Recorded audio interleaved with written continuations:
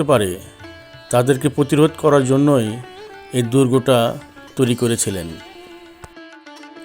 এই দুর্গ থেকে শীতলক্ষ্যা নদী 1 কিলোমিটার দূরে। এই কেল্লার ভিতরে একটি পুকুর আছে, অনেক সুন্দর এবং অনেক বড়। আপনারা দেখতে পাচ্ছেন পুকুরটির দৃশ্যটা।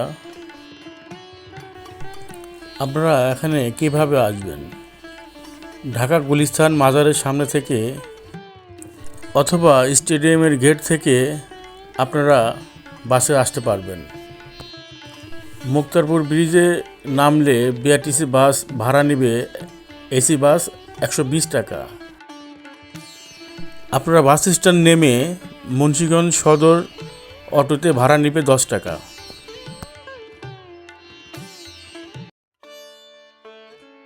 আপনারা হেঁটে যেতে পারবেন অথবা রিক্সা নিয়ে যেতে পারবেন।